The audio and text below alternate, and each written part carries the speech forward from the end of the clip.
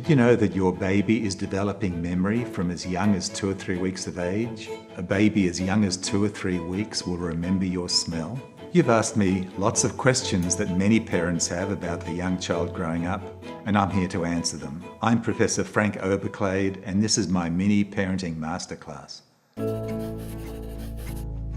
Babies don't know that the norm is to sleep at night time and be awake during the day, so they sleep in bursts of 3 or 4 hours usually, wake up to have a feed and then go back to sleep. As their brain develops, there are reasons for them not to sleep because there are things to be curious about. They're engaging with their world.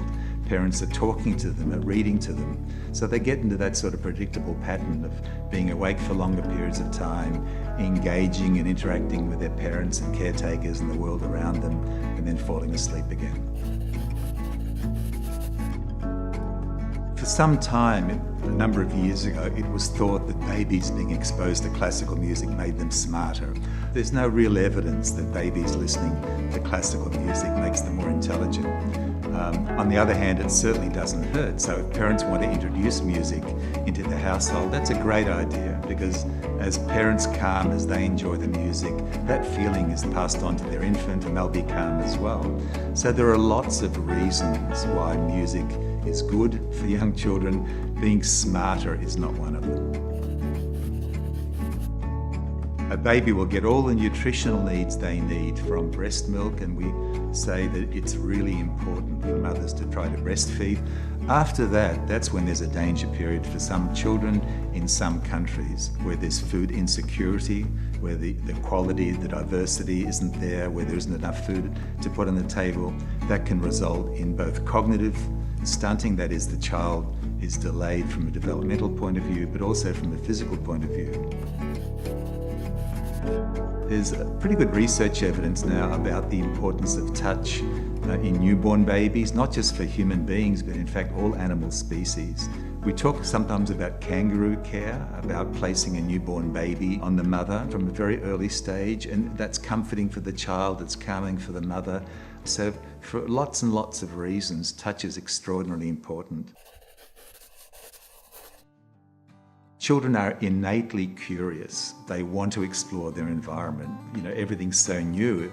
It's a big world out there. And so parents shouldn't get in the way of that. What they should do is make sure the child is perfectly safe. Don't try and structure the child too much, but there are many learning opportunities. For example, sing to the child, read to the child, take the child for a walk down the street. There's a tree, there's a doggy, there's a car, there's a house. So there are lots of those things, but don't get in the way of the child because the children are naturally very curious. As the young infant and toddler starts to develop language like very simple things, dog, bye-bye, ta-ta, etc., parents can reinforce that, they can mirror that, they can mimic that.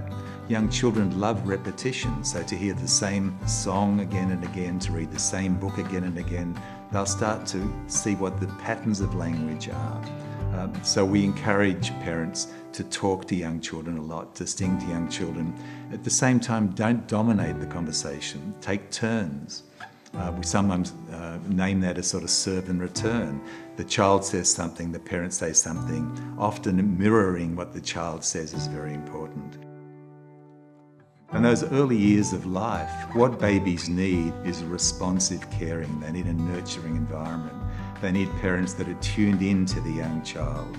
Parents are their baby's first teachers. As the parents are talking to the child, singing to the child, reading to the child, creating these sort of stimulating experiences, there's this explosion of learning. All of these networks are being developed in the brain. And those foundations of learning in those very early years are critical because they set the foundations for lifetime learning. If parents provide all of that, then the child's brain will grow and mature and fulfill all the potential that we want from all of our children.